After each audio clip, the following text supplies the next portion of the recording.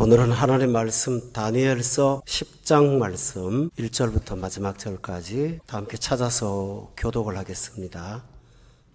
바사왕 고레스 제3년에 한 일이 벨드사살이라 이름한 다니엘에게 나타났는데 그 일이 참되니 곧 큰 전쟁에 관한 것이라. 다니엘이 그 일을 분명히 알았고 그 환상을 깨달으니라. 새 이래가 차기까지 좋은 떡을 먹지 아니하며 고기와 포도주를 입에 대지 아니하며 또 기름을 바르지 아니하니라.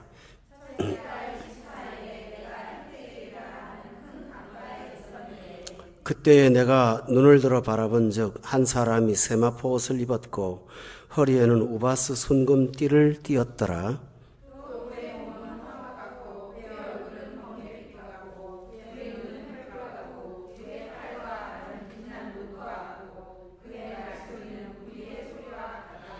이 환상을 나 다니엘이 홀로 보았고 나와 함께한 사람들은 이 환상은 보지 못하였어도 그들이 크게 떨며 도망하여 숨었느니라.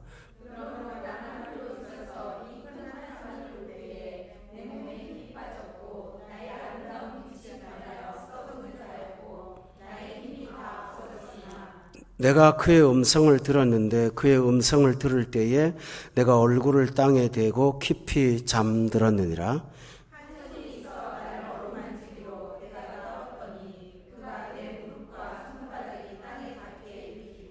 내게 이르되 큰 은총을 받은 사람 다니엘아, 내가 내게 이르는 말을 깨닫고 일어서라. 내가 내게 보내심을 받았느니라 하더라. 그가 내게 이 말을 한 후에 내가 떨며 일어서니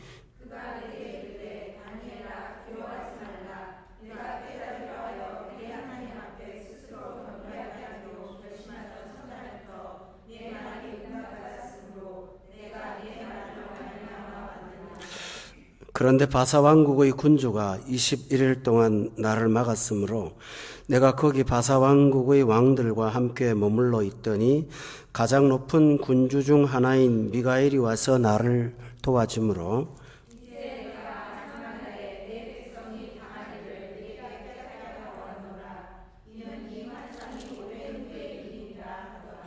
그가 이런 말로 내게 이를 때에 내가 곧 얼굴을 땅에 향하고 말문이 막혔더니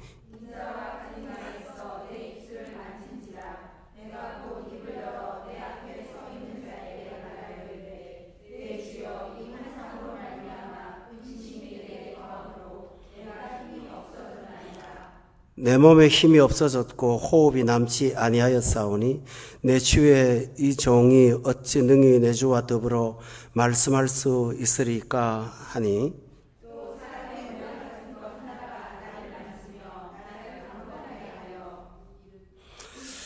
이르되 큰 은총을 받은 사람이여 두려워하지 말라. 평안하라. 강건하라. 강건하라. 그가 이같이 내게 말하며 내가 곧 힘이 나서 이르되 내 주께서 나를 강건하게 하셨사오니 말씀하옵소서.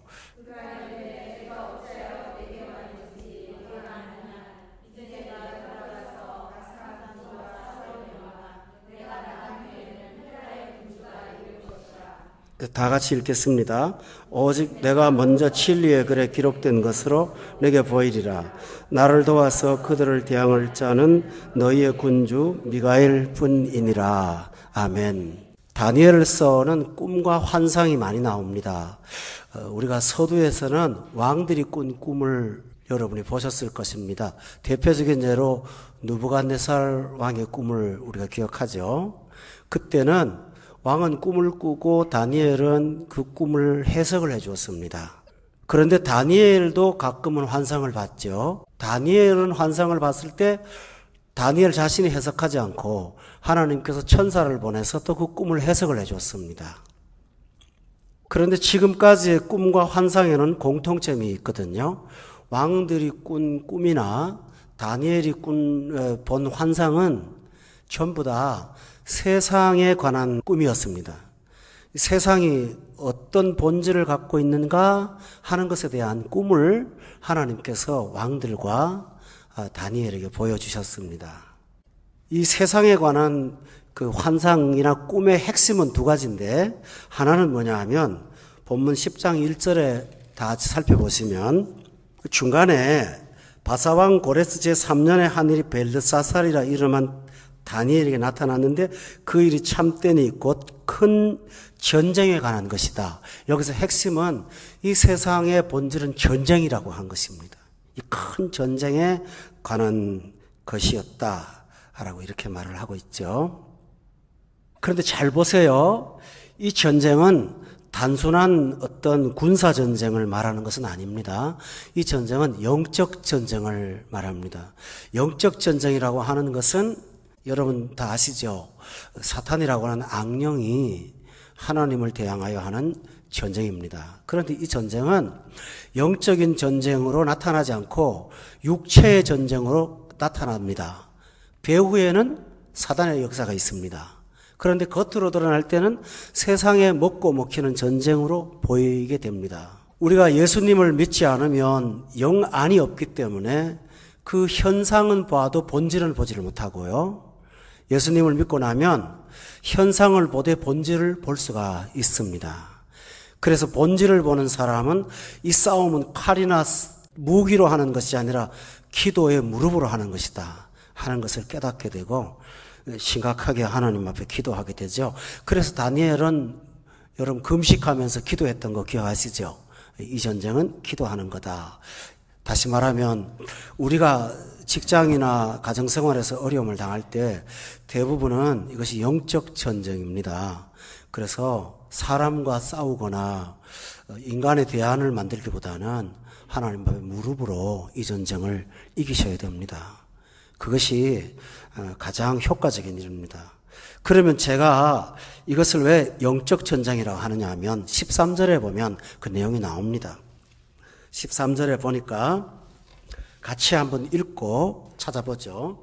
다 같이 읽겠습니다. 13절 시작.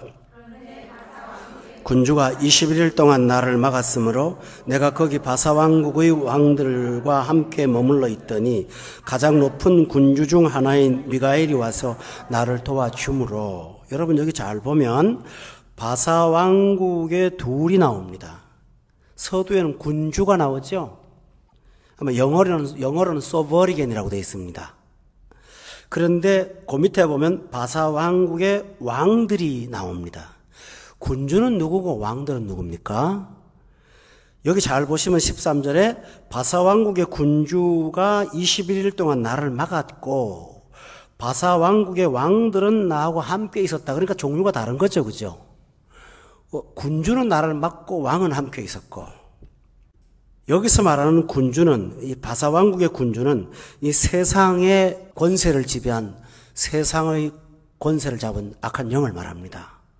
그런데 바사왕국의 왕들을 방해함으로 인해서 그 군주가 방해하고 있다고 했습니다. 그런데 13절 뒤에 보면 가장 높은 군주 중에 하나인 미가엘이 와서 나를 도와주었다고 돼 있죠. 그러니까 바사왕국의 군주는 막았고 미가엘의 군주는 나를 도와줬다고 그랬죠. 미가엘은 천사를 말합니다.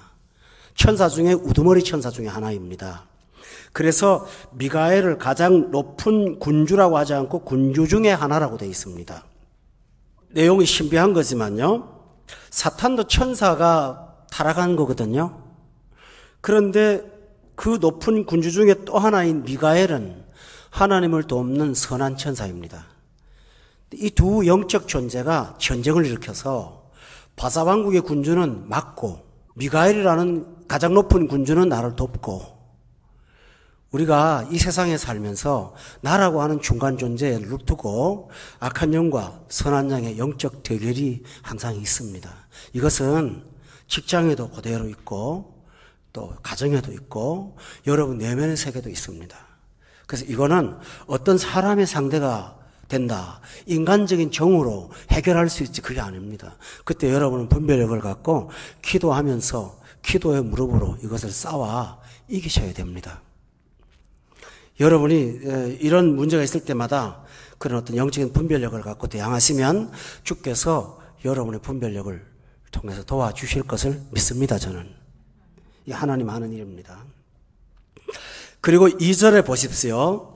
세상 환상을 보고 나면 항상 사람한테 다가오는 마음의 감정이 있습니다. 2절에 보니까 그때에 나 다니엘이 세일 동안 뭐 했다고 그랬어요? 슬퍼했다라고 했습니다. 예수님께서 팔복을 말씀하실 때 심령이 가난한 자는 복이 있나니 했죠. 그렇죠? 그 다음에 두 번째로는 애통하는 자는 복이 있나니 그랬거든요. 이 세상을 본질을 알고 나면 애통이 생겨요. 슬퍼요. 예수님께서 예루살렘 성을 보고 많이 우셨거든요. 예레미야도 많이 울었거든요. 세상의 본질을 알고 나면 참 슬퍼요. 괴롭고 아파요. 왜냐하면 이 세상에 많은 사람들이 악한 영에 휘둘리고 있고 또 죄 때문에 스스로 불행을 만들거든요. 이걸 보는데 도와줄 수도 없고 뻔히 알면서 어떻게 할 수 없으니까 정말 그 사람들한테 할 수 있는 말은 딱 하나밖에 없어요. 예수 믿으라고. 그 말밖에 할 수가 없는데 그 말 안 듣거든요. 어디 가서 좀 뭐 음악을 들으라 그러면 그거는 해요. 어떤 분이 너무 슬프니까 이 쌓인 눈물을 쏟아 놓으래요. 그러면서 샤콘누라고 하는 그 바이올린 협주곡이 있거든요. 굉장히 슬픈 노래입니다. 여러분도 한번 샤콘누 쳐보세요. 못 듣습니다. 약 먹어야 돼요. 어떤 사람은 마음의 정서를 안정시키라 그러니까 볼레로의 시장을 들으래요. 그건 하루 종일 또다다다다 똑같은 소리만 하는 겁니다. 음악 치료라는 말도 있고 미술 치료라는 말도 있는데 그거 갖고 안 됩니다, 여러분. 요새 미술 치료라는 게 성행하거든요. 다 소용이 없습니다. 그건 인간의 감성을 조금 달랠 수 있지만은 내 영혼의 뿌리에서 나오는 슬픔을 어떻게 해결합니까? 이것은 주님이 눈물을 닦아주지 않고는 아무것도 방법이 없어요. 근데 많은 사람들이 이 속에 눈물을 갖고 있어요. 눈물이 보여요. 자신은 행복하게 위장하고 살지만 그 속에 아픔이 있고 눈물이 있으니까 그 눈물이 숨겨준 눈물이 오래돼 갖고 독성이 생겼어. 그래서 자꾸 이웃을 아프게 하는 거예요. 이게 다니엘도 똑같아요. 세상 환상을 볼 때는 늘 슬퍼요. 기쁨이 없어. 느부갓네살이 본 환상을 말하면서도 마음에 근심이 있고 두려워 떨었거든요. 벨사살이라는 왕이 그 술 취해서 먹을 때 벽에 있을 때도 다니엘이 너무 두려워 떨었거든요. 세상의 본질을 보는 것은 정확하게 좋아요. 그렇지만 우리 영혼이 기쁘지는 않아요. 우리가 찬송을 이렇게 불러요. 나와 세상은 간 곳 없고 그 다음에 뭐라고 그러죠? 구속한 주만 보이도다. 그 다음에 뭐라고 그래요? 이것이 나의 슬픔이요 그랬나요? 이것이 나의 간증이요 이것이 나의 찬송일세. 나 사는 동안 변함없이 구주를 찬송하리로다. 아멘. 세상은 영의 눈을 뜨고 보지 않아도 세상은 다 슬픈 거예요. 새가 운다 그러고 문풍지가 운다 그러고 다 운다 그래요. 김성월의 시를 여러분이 읽었지만 무덤에 있는 시를 쓰면서 사뿐히 지려밟고 가옵소서 그래 봤자 우는 거예요. 한항훈이라는 사람이 쓴 황무지라는 시는 보면 뭐라고 했냐면 우리 아버지는 문둥병자 올시다. 저는 문둥이 새끼 올시다. 그게 다예요. 그 시를 아주 좋아해요, 사람들은. 그런 시들을 보면서 슬픔이 끈적하게 묻어나와요. 모차르트의 23번에 25번의 피아노 협주곡을 들어보면요. 안개 속에서 뭔가 끈적 어두워. 그림도 그래요. 후기 인상파의 고호의 그림을 보면 아주 활기차고 밝은 베리 브라이트한 색깔을 갖고 썼지만 그는 자기 마음의 내면을 표현하기 위해서 붓으로 그리지 않고 라이프를 그래요. 꽉 그려가지고 그러면서 미쳐갖고 나중에는 길을 잘라버리고 자화상을 그리고 그게 인간이고 뭉크라는 사람은 절규 그런 거 해도 끝도 없어요. 이 세상은 결론이 슬픈 거예요. 그러나 찬송가에 나 이제 주님의 새 생명 얻은 몸 옛것은 지나고 새 사람이로다. 전날의 한숨 변하여 내 기도 되었고 기억나죠? 이게요 은혜 받으면 진짜 다가와요. 얼마나 다가오는지 몰라요. 밤낮 불러서 찬송을 드려도 늘 아신 마음밖에 없도다. 아침에 일어나도 찬양하고 싶고, 예수 믿고 나면 이 벅참을 어떻게 표현할 수가 없는 정말 내 잔이 넘치는 것을 여러분도 경험할 것을 저는 믿어요. 이게 하나님의 은혜인데 세상은 슬퍼요. 이렇게 환상을 보여준 결과는, 세상의 환상은 어둠이었는데요, 하나님은 10장에서 1장부터 9장까지 없었던, 한 번도 없었던 특이한 환상을 하나님이 다니엘에게 보여줘요. 저는 그 시간 이 말씀을 드리겠습니다. 그 환상은 본문 5절부터 6절에 나옵니다. 다 같이 한번 읽어볼까요? 5절부터 6절이 되겠습니다. 다 같이 한번 5절, 6절 시작.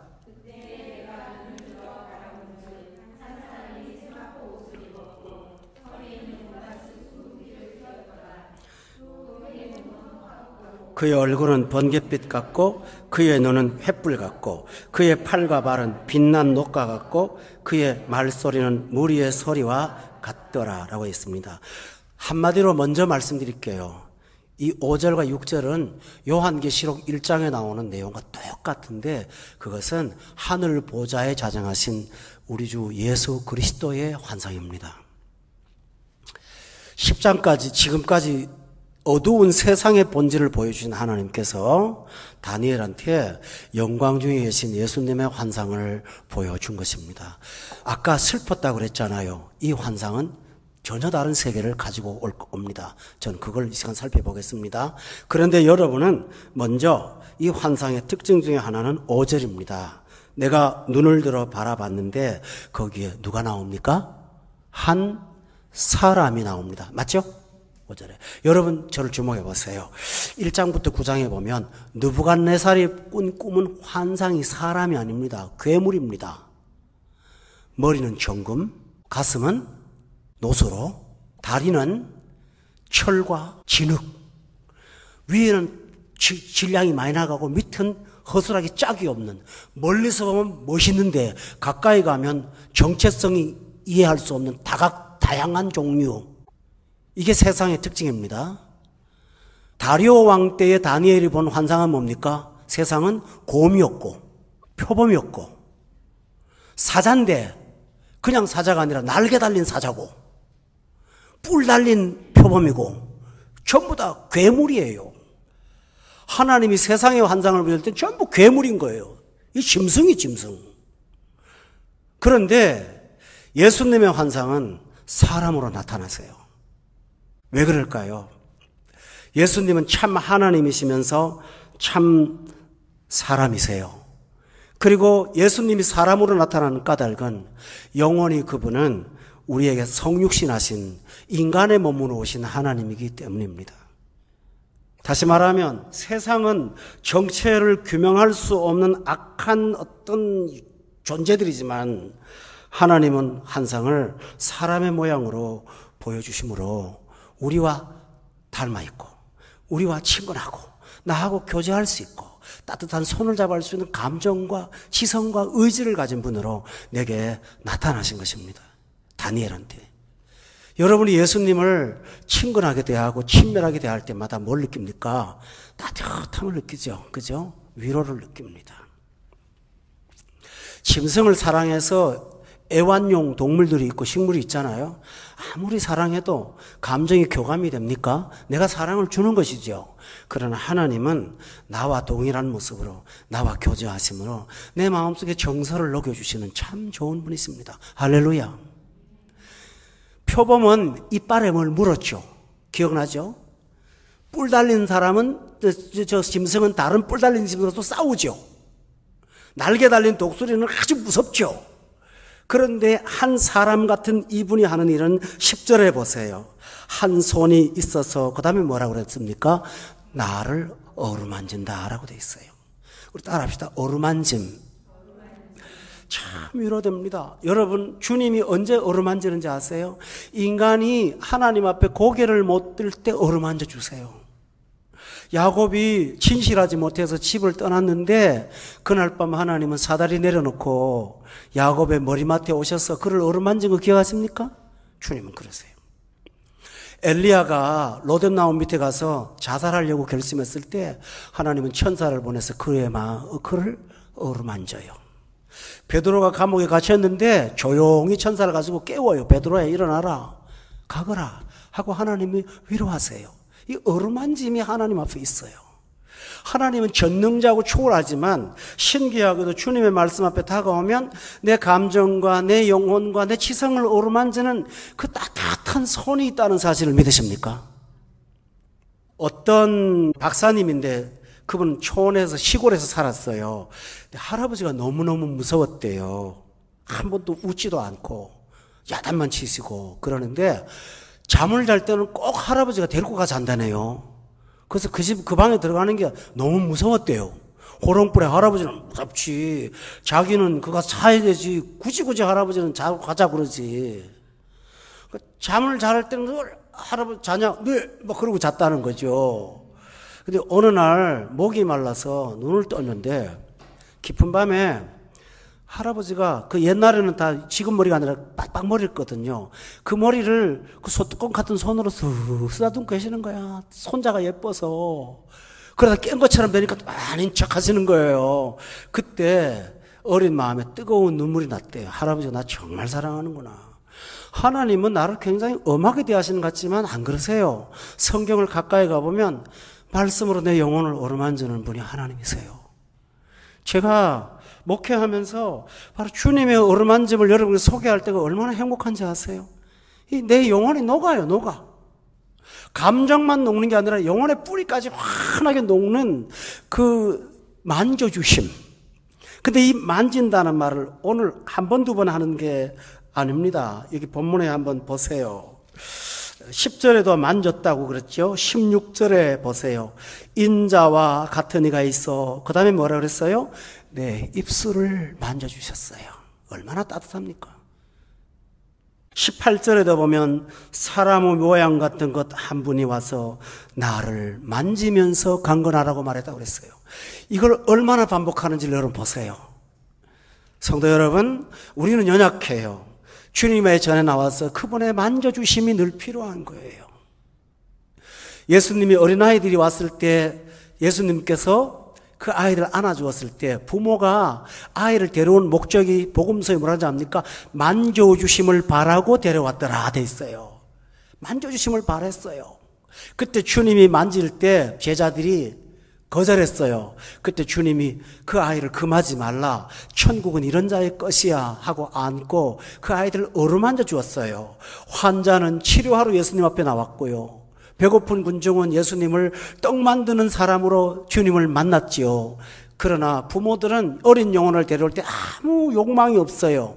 내 아이 좀 만져주세요. 이게 부모의 마음이죠. 여러분의 자녀들을 하나님이 늘 만져주시기를 원합니다. 주님은 그런 분이세요. 그래서 사람으로 오셨습니다. 그러나 부드럽고 따뜻하고 하다고 해서 그것으로 제한하면 잘 들어보세요. 오늘날 기독교가 신을 우상으로 만듭니다. 낭만주의 신만 만들어요. 낭만적인 하나님, 부드럽고 한없이 따뜻한 분으로. 그러나 사회생활을 한번 해보십시오. 부드럽고 따뜻한 것만 갖고 세상이 되던가요? 절대로 아닙니다. 사자가 자기 새끼를 자기 굴로 데려갈 때 이빨을, 그 날카로운 이빨을 쓰지 않고 잇몸을, 입술을 써갖고 물고 갑니다. 힘들지요. 이빨로 쓰면 간단한데 다칠까봐 그렇게 합니다. 그러나 그 부드러움 속에는 자식을 보호하는 날카로운 무기가 있습니다. 하나님의 백성들은 영적으로 부드럽고 온유하지만 그러나 강해야 됩니다. 이 양면성을 여러분 잊지 마시기 바랍니다. 느헤미야서에 보면은 하나님 백성들이 한 손으로는 연장을 잡고 성읍을 쌓습니다. 그러나 한 손으로는 검을 들고 영적으로 긴장했다는 사실을 여러분이 아십니까? 아가서에 보면 내 누이는 목이 긴 망대와 같다라는 말이 있습니다. 기억하십니까? 이 목이 긴, 왜 그 목을 망대처럼 말합니까? 거기서 여러분이 신체를 묘사한 부분은 제가 여기서 말하지 않겠습니다. 무슨 말인지 아시겠죠? 신체를 묘사한 부분은 그는 정결한 처녀로다라는 거예요. 그는 굉장히 순결한 성도예요. 그러나 목이 긴 망대예요. 그게 뭡니까? 영적인 긴장을 놓치지 않는 사람이면서 걸고하고 순결하다는 뜻입니다. 많은 신자들이 착한 것도 좋고 온유한 것도 좋지만은 영적인 힘, 파워가 없기 때문에 스스로 없이 무너질 때가 얼마나 많은지 몰라요. 어떤 사람은 부드러움이 없고 너무 강하기만 해서 모든 사람에게 상처를 주거든요. 그러나 부드럽지만 그 속에는 목이 긴 망대가 세워져 있다는 사실을 믿으시기를 바랍니다. 여러분 기억합니까? 내 영혼이 주를 사모하는 것은 파수꾼이 새벽을 기다리처럼 사모하는 것이지, 어린아이가 엄마가 다가오는 것처럼 사모한다고 말하지 않았어요. 파수꾼이 영적으로 긴장하면서 새벽이 다가오는 것처럼 내 영혼이 주를 사모하는 것입니다. 사모하는 따뜻한 갈망은 있지만 그는 파수꾼입니다. 이런 영적인 양면성을 여러분이 꼭 기억하시고 가지시기를 예수 이름으로 축원합니다. 성경은 말하기를 너희는 세상에 나가서 뱀처럼 지혜롭고 양처럼 순결하라고 말하지 않았습니까? 바로 이와 같은 것입니다. 그래서 주님은 부드럽지만 강한 분이시라는 사실을 환상에서 보여줍니다. 5절에 보십시오. 여기 보면 그분은 거룩하십니다. 세마포 옷을 입었습니다. 세마포는 아주 가는 직조 실로 짠 옷감을 말합니다. 성경에서는 언제나 거룩한으로 표시되는 거룩함의 상징으로 나오는 것이 세마포 옷입니다. 우리 주님은 거룩하십니다. 머리부터 발끝까지 그분은 죄가 없는 흠 없는 어린 양이십니다. 여러분, 사람은 누구나 가까이 다가가면 결함이 있고 오점이 있습니다. 말이 있지 않습니까? 그림하고 사람은 멀리 보는 게 좋다고요. 사람은 믿을 대상은 못 되지만 안 믿는다고 사람을 미워하면 안 됩니다. 사람은 사랑의 대상입니다. 제가 군대 생활할 때 화가 출신의 선배하고 같이 있었는데 그 사람은 그림을 그릴 때 그림을 그리다가 한 몇 미터 뒷발짝 해갖고 그림 연필을 갖고 이렇게 대보고 또 가보고 그러더라고요. 그래서 왜 그러세요? 물어봤더니 그림은 원래 그렇게 그리는 거래요. 가까이 가면 구도가 잘 안 닿아서 멀리서 딱 보고 또 가서 그리고 이러신다네요. 사람은 가까이 가면 다 상함이 있습니다. 그런데요, 주님은 가까이 가면 갈수록 그분은 빛이십니다. 너무나 놀라운 빛이라 눈이 멀어버려요. 예수님께서 부활한 다음에 그 빛난 모습 때문에 육신의 모습은 똑같았지만 제자들은 무덤가에 와서 그 영광의 분이 천사인 줄로 착각했다고 했습니다. 여러분, 그분은 그렇게 영광이십니다. 세마포 옷을 입으셨습니다. 우리의 세상으로부터 상처받은 게 많아요. 여러분 기억합니까? 베드로서에 보면은 의로운 롯이 소돔과 고모라의 불법한 행실을 보고 마음이 상했다고 돼 있어요. 우리가 세상에 살면서 왜 마음의 상처를 받습니까? 전에는 내 중심 때문에 상처를 받았지만 성령 충만하고 나면 이 세상의 죄성 때문에 마음이 상할 때가 너무나 많아요. 그런데 주님 앞에 나가면 그 상함이 없어요. 빛이 있어요. 세마포 옷이 있어요. 가면 갈수록 그분은 너무 좋아요. 여러분, 예수님을 가까이 대할 때 여러분은 그 마음의 상처를 치유받을 수 있다는 사실을 믿으세요. 그분은 또 5절에 보니까 우바스 순금 띠를 띄었다고 했어요. 여기서 우바스라고 하는 데는 아주 금이 정금이 나오는 장소래요. 순도가 100% 되는 정금을 만드는 장소라서 우바스 순금 띠를 띄었다고 했어요. 그분은 정결하세요. 그런데 그 거룩이 엄격한 거룩이 아니라 아주 영광스러운 거룩이라서 우바스 순금이라고 말한 거예요. 기억하십니까, 여러분? 어떤 사람은 너무 도덕적인데 참 도덕적인 사람일수록 까다로워요. 숨 답답하게 만들고 집을 온갖 숨 막히게 만들어요. 그러나 주님의 거룩함은 답답한 보수주의가 아닙니다. 그분은 순금 같은 영화로운 모습으로 우리에게 다가오십니다. 정말 나는 할렐루야 하고 싶어요. 할렐루야. 또 6절에 보세요. 그의 몸은 황옥 같다 그랬어요. 여러분, 청옥은 많아요. 황옥을 보신 적 있나요? 매우 드물어요. 황옥은 고대에서 찾기 어려운 보석 중에 보석이었습니다. 청옥은 많아요. 여러분, 저기 옥으로 된 건 청이잖아, 보통요. 근데 황옥은 정말 드물어요. 그의 몸은 다른 데서 찾아볼 수 없는 특별함이 있다는 것을 비유를 말했어요. 그리고 그의 얼굴은 부드러워요. 그렇지만 여러분, 여기서 뭐 같다고 그랬어요? 번갯빛 같다고 그랬어요. 우리 성도들 이렇게 보면요, 은혜를 받고 나면 얼굴에 그렇게 평화가 있어. 따뜻하고 힘이 있고 얼굴이 너무 기쁘고 그래요. 근데 눈을 보면요, 눈이 살아있어요. 눈은 따뜻해요. 그런데 그 속에 있는 빛이, 광선이 얼마나 센지요. 그 앞에 가면 괜히 좀 겁나요. 성령을 충만히 받으면 어떤 위험이 있는 거예요. 그게 이해가 되십니까? 세상에 사람이 살아도 위험이 있잖아요. 리더들이나 여러분 교장 선생님 눈하고 저기 학생 눈하고 같던가요? 위험이 있어요.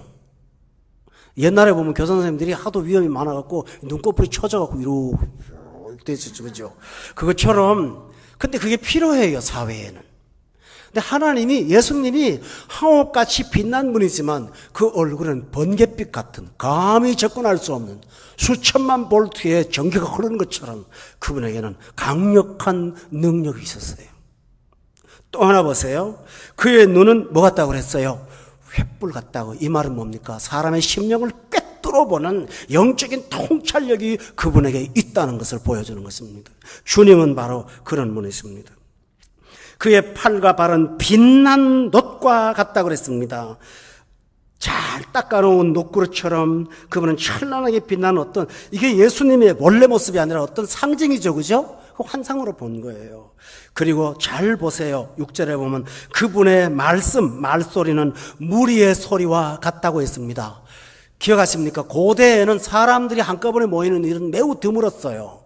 그러니까 사람들이 어쩌다가 시골 가면 적막하잖아요.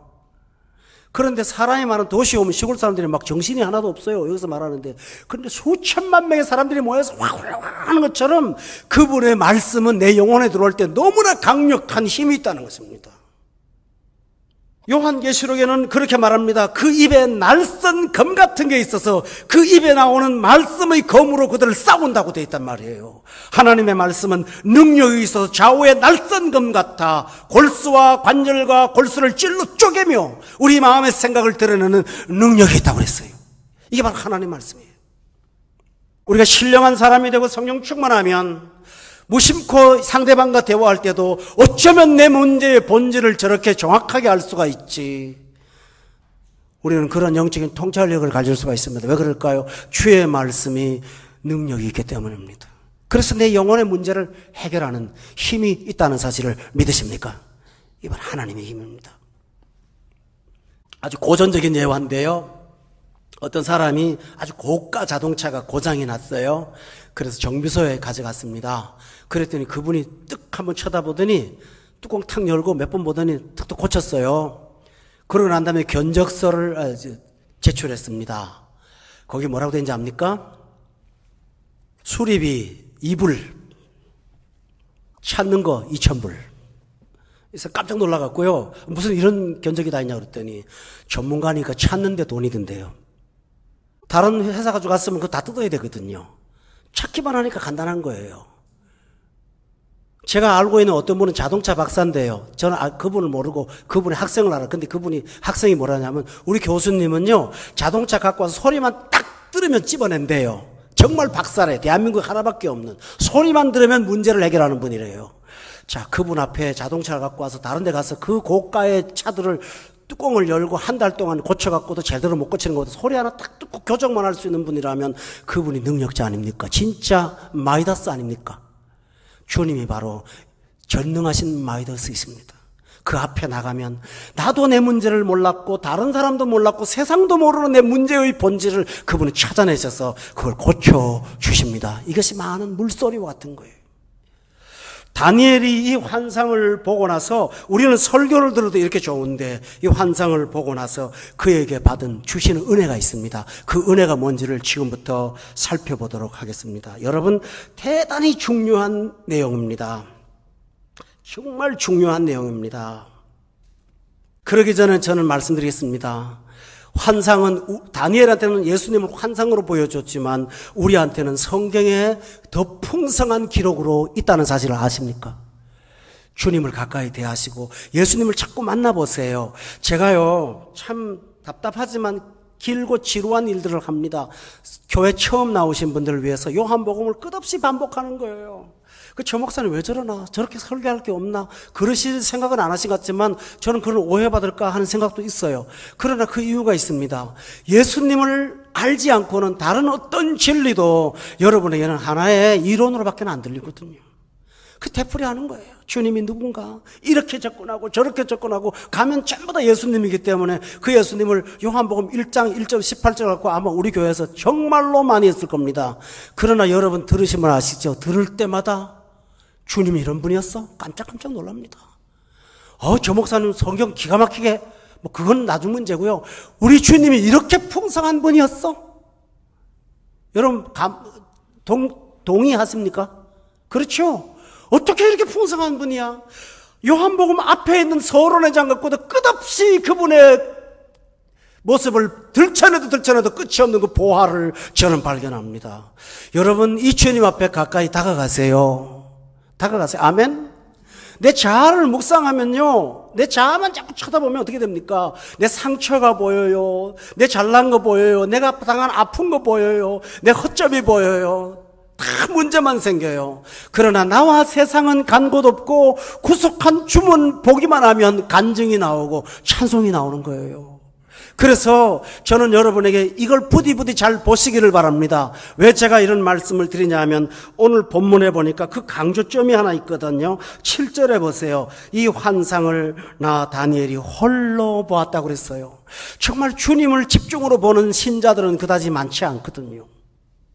나와 함께한 사람들은 이 환상은 보지는 못했지만 그들은 뭔가 이상해서 떨며 도망하여 뭐 했다고 그랬죠? 그러니까 예수님을 만나면 어떤 사람들은 떨어요, 두려워요, 숨어요. 왜 그런지 압니까? 그분 앞에 가까이 다가가면 내 인생의 어떤 방향의 전환점이 분명히 생길 거라는 걸 알거든요. 그게 두려운 거예요. 지금까지 살았던 삶의 방식을 고수하고 싶은데 그분에게 한 발짝만 더 들어가면 내 생은 전체가 올인될 것 같은 두려움 때문에 그들은 한 발짝 뒤로 물러나갑니다. 그래서 하는 말이 중용을 지켜라. 더 들어가면 안 돼. 빠지지 말고 적당히 해. 그래서 이 환상은 많은 사람이 보지를 못합니다. 그러나 여러분, 소수의 주님을 보는 사람이 되기를 결심하십시오. 8절에 보면 그래서 그랬어요. 앞에 도망해버리니까 그래서 나만 홀로 있어서 하나님이 나한테만 은혜를 주는 것이 아니라 어떤 사람이 도망을 가버리니까 나만 홀로 있어서 이 환상을 봤다고 말했어요. 그러므로 이 홀로 된 소수가 우리 성도들이 되시기를 저는 바라는 거예요. 그런데 여러분, 이렇게 환상을 보고 나서 아까 세상의 환상을 보고 나서는 뭐 했다고 그랬죠? 슬펐다고 그랬잖아요. 그런데 이 환상을 보면 첫 번째 영적인 현상이 나옵니다. 그게 뭐냐 하면 18절에 보면 중요한 내용이 나옵니다. 이 환상을 볼 때에 그 다음에 뭐라냐면 내 몸에 뭐 했다고요?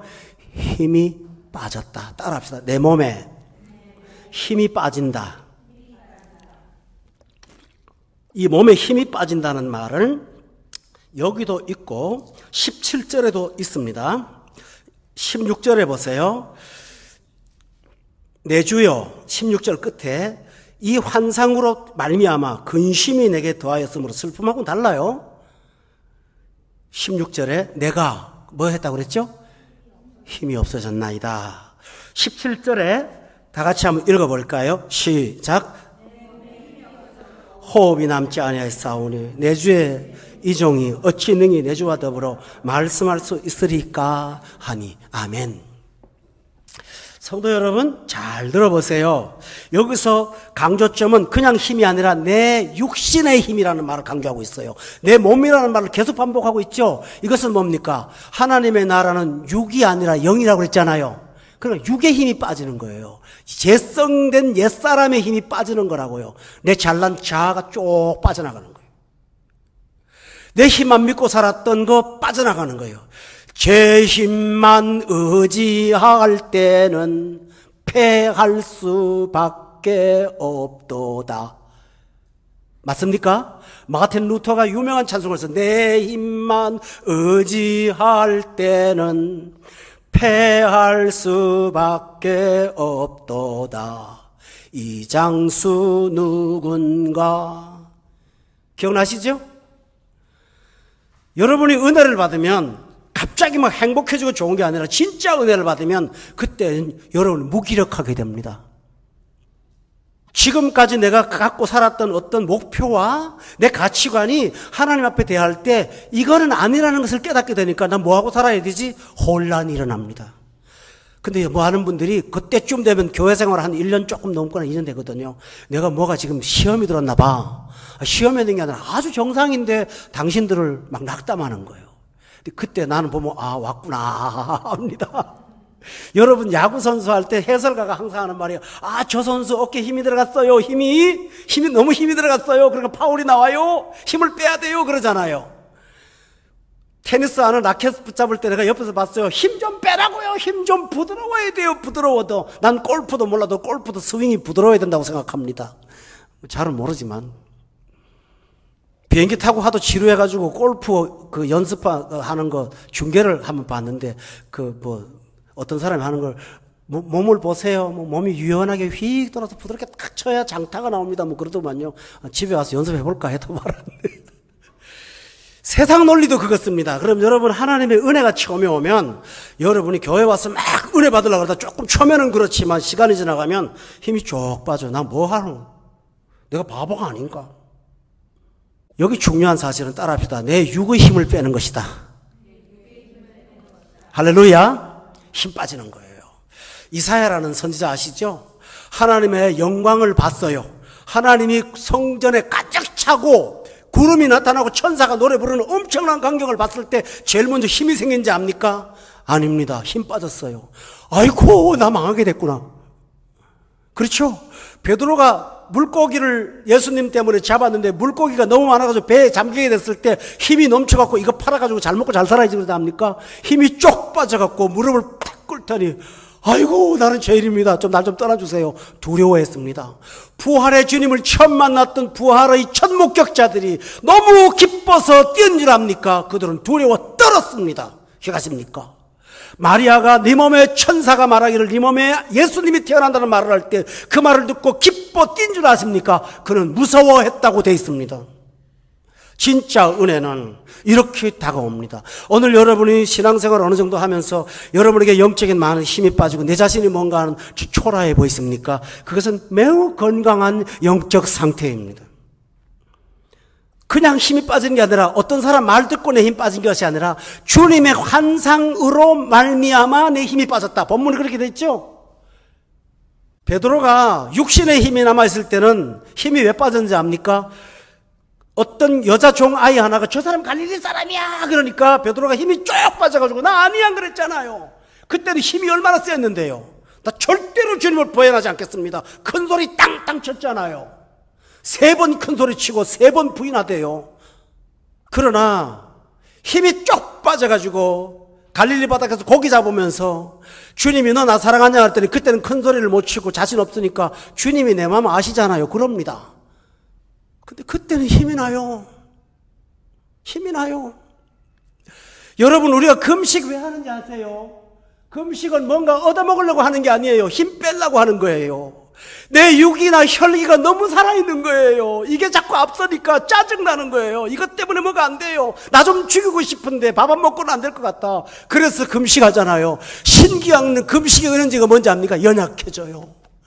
심령이 약해져요. 가난해져요. 금식하고 나면. 근데 성경 말씀은 말해요. 약할 때가 강한 거예요. 그 맛을 아는 사람이 금식하는 거예요. 이해가 되십니까? 내가 금식 40일 해서 뭘 얻겠다. 그 사람 힘 남아있는 사람이에요. 나 좀 죽여주세요 하는 사람. 자아가 부정되는 거. 이게 바로 뭡니까? 힘을 빼려고 그러는 거예요. 그러니까 여러분이 신앙생활을 하셨어요. 그런데 지금 예수 믿으면서 이상하게 마음이 약해져요. 그러나 이것이 굉장히 여러분을 건강하게 만드는 요소라는 사실을 꼭 기억하고 오류가 없기를 다시 한번 주의 이름으로 축원합니다. 에브리데이 해피한 사람. 1년이나 2년이나 만날 즐겁고 행복한 사람. 나 그 사람 믿지 않아요. 신앙생활은 굴곡이 있습니다. 건강한 굴곡입니다. 여러분 기억합니까? 야곱이 머리에 힘이 얼마나 좋은지 몰라요. 20년 동안 외삼촌 집에 가서 그 똑똑한 외삼촌의 머리를 넘겨 이겨갖고 부자가 된 사람 아닙니까? 그런데 어느 날 집에 돌아오는데요. 힘이 빠지는 거예요. 재산도 있고, 그렇죠? 자식도 12이나 있고 부인도 있고 전부 다 끌고 오는데 그날 밤 이상하게 마음이 두렵고 답답한 거예요. 기억합니까? 힘이 두렵고 답답한 거예요. 마음이 들어오는 건 약해지는 거예요. 그래서 식구들을 다 강을 건너 보낸 다음에 밤에 강변에 홀로 앉았어요. 내 이 마음 갖고는 도저히 못 살 것 같아. 빈손 가지고 갈 때는 하나님의 보좌를 붙잡고 힘있게 걸어갔는데 엄청난 재산을 끌고 고향에 돌아오는데 왜 이렇게 힘이 없는 겁니까? 그런데 그날이 가장 큰 은혜의 날인 걸 아십니까? 그날 밤 어떤 사람이 그분을 찾아옵니다. 야곱을 밤새도록 씨름합니다. 씨름하면서 야곱과 싸우는데 뭘까? 야곱의 힘을 빼는 일을 하는 거예요. 야곱의 힘을 빼요. 육의 힘을, 혈의 힘을 다 빼는 거예요. 힘을 빼고 나서 밤새도록 그 힘을 갖고 싸우다가 싸움하는 자가 다리를 쳐서 장애인을 만들어서 그때부터 야곱은 절룩발이가 됐습니다. 절뚝절뚝하고 걸었던 거 기억하십니까? 여러분, 야곱은 장애인입니다. 그 하나님이 장애인 만들었어요. 네가 다리 하나가 쩔룩쩔룩해도 이게 훨씬 나은 거야. 그는 지팡이를 짚고 장애인으로 살았습니다. 그런데 신기한 일이 벌어졌습니다. 그 다음부터는 힘이 생기는 거예요. 여러분, 바로가 야곱이 바로 앞에 갔을 때는 정말 얻어먹으러 간 거지 출신 아닙니까? 그런데 그는 지팡이를 짚고 경배하면서 바로를 축복하는 능력 있는 사람이 됐어요. 힘이, 육신의 힘은 없는데 영의 힘이 있는 거예요. 절대 군주를 앞에 놓고 그는 하나님의 이름으로 축복할 수 있는 능력 있는 사람이 됐습니다. 여러분, 기억하시죠? 이게 힘이에요. 이게 힘이에요.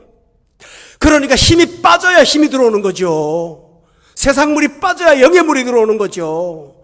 이것처럼 다니엘이 이때까지 보지 못한 다른 세상의 환상은 슬퍼하고 두렵고 떨었어요. 그러나 이 환상은 환상으로 말미암아 내 몸에 힘이 빠지는 거예요. 근데 좋아요. 두 번째로는 그 은혜가 무엇입니까? 환상을 본 다음에 두 번째로는 10장 8절에 보니까 중반절에 나의 아름다운 빛이 변하여 썩은 듯 해버렸다고 돼 있어요. 이게 무슨 말입니까? 나 잘났거든요. 나 괜찮은 사람인 줄 알았어. 그런데 주님의 보좌와 영광을 쳐다보는 순간 자기를 비교할 때 내 아름다운 빛이 썩은 것처럼 보이기 시작했다고 돼 있어요. 이게 진짜예요. 나는 대단한 사람인 줄 알았어요. 그런데 하나님의 은혜에 나를 비춰보니까 내 아름다운 빛은 썩은 듯한 빛이었다는 사실을 그는 깨닫기 시작한 것입니다. 경건한 사람일수록 자신이 어떤 자인지를 압니다. 여러분, 바울 사도가 사울이었을 때 하지 않았던 말을 바울이었을 때 한 말이 뭔지 압니까? 나는 죄인 중에 괴수로다. 나는 만삭되지 못한 자야. 내 속에는 선을 원하는데 내 속에는 악을 행하고 있구나 하면서 자기 이중성을 고백하지 않습니까? 나는 썩은 빛이야. 나는 아름다운 빛이 아니야. 썩은 빛이야. 오호라, 이 몸에서 누가 나를 건져내랴. 그런 탄식하지 않았습니까? 이것처럼 하나님의 은혜를 알고 나는 사람은 자기 자신의 본질을 보게 됩니다. 주님 앞에 있는 누추한 내 영혼을 보기 시작합니다. 근데 신기하죠? 이렇게 은혜를 받고 나면 이걸로 끝나지 않아요. 이걸로 끝나지 않아요. 하나님께서 회복을 주십니다. 이전의 힘은 사라지고 새로운 힘이 들어오는데, 이 본문을 한번 보세요. 여기 보면 19절 말씀에 이렇게 힘 빠진 자를 하나님은 그냥 두지 않고 세상의 힘은 다 뺀 다음에 19절에 보니까 다 같이 읽어보세요. 19절 시작.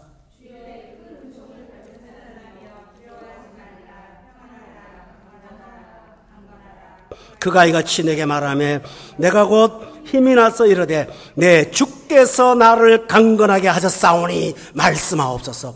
여러분, 내가 잘나서 내 힘으로 강건했던 거는 사라져 버렸는데 내 주께서 나를 강건케 하신 그 힘이 새로 생기더라는 것입니다. 전에 없던 힘인 거예요. 내 주께서 주시는 내 힘이 생겨서 나를 강건케 하신다고 말했습니다. 여러분, 경험하십니까? 금식하고 나서 힘은 다 빠졌는데 신기하게 속에서 영의 힘이 강력하게 올라오는 거예요. 힘이. 전에 돈 있을 때는 돈 갖고 늘 힘으로 이제 돈 다 알아서졌는데 신기하게 믿음의 힘이 얼마나 있는지 산 같은 믿음이 생겨버리는 거예요. 전혀 두렵지 않은 거예요. 내가 인생길을 안다고 할 때는 그걸 갖고 계산하면서 피곤했는데 믿음의 힘으로 걸어가니까 바닷속에도 길이 있다는 사실을 믿고 걸어가는 힘이 생긴 거예요. 멀쩡한 고속도로도 불안해서 못 걸었던 내가 바다로 이끌어가도 바닷속에는 하나님의 길이 있다는 사실을 믿고 저벅저벅 물속에 들어갈 수 있다는 사실을 믿으십니까? 이게 바로 주님이 주시는 새 힘입니다. 예수 믿는 사람은 그 힘으로 사는 거예요. 주님을 믿는 사람은 그 힘으로 사는 거예요. 그래서 다윗은 말하기를 여호와는 나의 힘이시라. 여호와는 나의 힘이시라. 내가 주를 여호와여, 나의 힘이 되신 여호와여, 내가 주를 사랑합니다. 힘인 거예요. 그 힘은 영적인 힘이라서 천하도 이겨요. 천만인이 둘러치려 해도 나는 쌓이지 않고 평안히 잠을 잘 수 있는, 누워 자고 깨는 능력 있는 힘이 주님이 주시는 힘이에요. 감옥 속에서 갇혀서도 내일 아침에 끌려가 죽을지 모르는 운명을 앞에 놓고도 바울과 실라는 주께서 주신 힘으로 찬양을 했고, 그 찬양의 힘으로 지옥이 뭡니까? 지진이 일어났고 옥문이 열렸어요. 저는 여러분에게 힘이 빠지고 새 힘이 일어나기를 주의 이름으로 축원합니다. 이 힘이 얼마나 강한지 몰라요. 주님은 분명히 말씀하십니다. 그냥 있지 마라. 18절에 보니까 나를 강건하게 만져주시고, 19절에 너는 큰 은총 받은 사람이야 자화상을 바꿔주십니다. 여러분, 전에는 내가 갖고 맞는 자화상을 갖고 힘이 있었습니다. 나 회사에서 잘 나가는 사람이거든. 내가 이렇게 똑똑한 사람이야. 나 학교 좋은 데 나왔어. 이게 내 힘의 근천이었습니다. 그런데 오늘 19절에 보니까 하나님이 주는 힘은 너는 은혜로 사는 사람이야. 큰 은혜로 사는 사람이야. 너 은혜가 따라다니는 사람이야. 그래서 힘을 얻으라고 말합니다. 할렐루야. 은혜가 뭡니까? 내 힘으로 안 되는 거 해주시는 능력이 있는 게 은혜입니다. 내가 자격 안 되는데 하나님이 하시는 게 은혜입니다. 기도원 같은 형편없는 사람을 타작마당 속에서 하지도 못하고 포도주 틀에서 타작했던 사람을 가지고 미디안 40만을 일으키는 무찌르뜨리는 능력이 바로 은혜입니다. 여러분, 은혜로 사는 거예요. 아멘? 우리 은혜로 사는 거예요. 너는 큰 은총을 받은 사람이야. 자, 오늘 따라합시다. 나는 큰 은총 받은 사람. 아멘? 나는 큰 은총 받은 사람. 나는 큰 은총 받은 사람. 참 놀랍고 놀라운 사실을 우리가 경험하게 될 줄로 믿습니다. 그때마다 힘이 생겨요. 놀라운 힘이 생겨요. 그래서 하나님이 강건하라 19절 다시 보세요. 이같이 말씀하실 때 내가 곧 힘이 나서 주께서 나를 강건하게 하셨습니다. 이제서야 힘을 아는 거예요. 사랑하는 교회 여러분, 이 힘이 여러분의 힘이 되기를 저는 바라요. 할렐루야. 가진 것이 없어도 얼마나 담대하게 천하를 다 가진 것처럼 자신만만하게 사는 그 넉넉한 힘이 여러분에게 늘 보이기를 원합니다. 온 세상이 나에 다 반대자지만 주님이 나와 함께 하심으로 그 위기 속에 불 가운데 걸어가도 끄떡도 하지 않는 힘이 있잖아요. 사자굴 속에 들어가도 뼈 하나 상하지 않는 그 힘이 있잖아요. 풀무불 속에 들어가도 고이 하나 타지 않는 그 힘이 있잖아요. 그 힘이 내게 있다는 사실을 믿으십니까? 그 힘 때문에 다윗은 골리앗 앞에서 너는 칼과 잔창으로 내게 나오지만은 나는 네가 모욕하는 만군의 여호와의 이름으로 가노라. 전쟁은 여호와께 속한 것이고 구원은 여호와께 있는 것이야. 이게 힘 아닙니까? 이 힘으로 사는 거예요. 은행 통장으로 살 때는 돈이 불어도 불안했고 두려웠어요. 그러나 은혜로 사는 영적 통장을 갖고 살 때는 그 숫자는 무한대거든요. 하나님은 어루만져 주세요.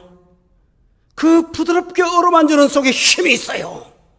오늘 여기 18절에 보니까 사람의 모양 같은 것 하나가 나를 만지며 강건하게 하라고 그랬지. 소리를 저처럼 지르면서 강건하라고. 저는 부족한 사람이니까 소리나 질러 쌓고 그렇지만 주님은 들리는 소리도 없고 말하는 말도 안 들리지만 부드럽게 안아주시는, 그러니까 권목사한테 가지 말고 권목사를 통해 주님 앞에 가라고요. 아멘.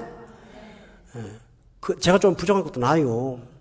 저는 안 되면 아주 온갖 쥐어짜대고 소리를 질러대지만 주님은 그냥 마사로 무덤 앞에서 나사로야 나와라 아우 그러지 않았어요. 부드럽게 나와 나사로야.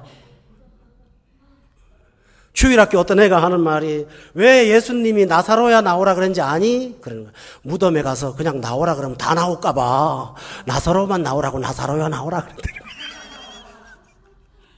정말 의미가 있는 말이 아닙니까, 여러분? 그죠? 주일학교 아이들 이렇게 힘이 있는 거예요.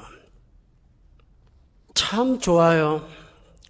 따뜻하게 어루만지는데 세상에 그런 힘이 없는 거예요. 권목사는 소리 질러가지고 겨우 힘을 조금 얻고 가는데 주의 말씀은 새벽에 앉아서 묵상하고 나면 그 말씀이 얼마나 나를 붙잡는지, 정말 새벽에 주께서 새벽에 나를 도우시리로다 기억합니까? 내가 새벽을 깨우리로다. 내가 새벽을 깨우리로다. 깊은 어둠을 주께서 깨워주시고 힘을 주시는 것입니다. 교우 여러분, 저는 결론을 내리겠습니다. 여러분 딱 하나입니다. 세상을 자꾸 반석하는 거 보지 마세요. 나와 세상은 강고도 없고 구속한 주물을 자꾸 보세요. 십자가에 가신 주님의 길을 따라가 보시고 성경에 나오는 주님을 묵상하세요. 그러면 슬픔이 사라지고 무기력이 사라지고 여호와를 앙마하는 자에게 주시는 새 힘을 얻을 수 있을 줄로 믿습니다. 소년도 넘어지고 장경도 자빠지지만 여호와를 앙마하는 자는 독수리에 날개치며 올라갔을 것입니다. 기도하겠습니다. 하나님 아버지, 주님의 은혜를 감사합니다. 이 부끄럽고 초라하고 무기력한 종이 강단에서 소리라도 지를 수 있던 것은 주님이 계시기 때문이 아닙니까? 이 인격이나 이 온몸의 기능을 갖고 주의 영광을 다 드러낼 수가 없습니다. 너무 감사하고 찬양합니다. 다윗은 주님의 힘을 믿고 나의 힘이 되신 여호와여 내가 주를 사랑한다고 고백했고요, 천만인이 둘러치더라도 두렵지 않다고 담대하게 살았습니다. 사망의 음침한 골짜기로 다녀 두려워하지 않았습니다. 하나님 아버지, 육의 힘은 빼주시고 영의 힘으로 채워주실 것을 믿습니다. 우리 성도들이 날마다 아침에 일어나서 주님, 나는 복받은 사람입니다. 나는 큰 종받은 사람입니다. 하나님 감사합니다. 아침을 깨우는 자들이 될 수 있도록 축복하여 주시옵소서. 예수님의 이름으로 기도드렸사옵나이다. 아멘.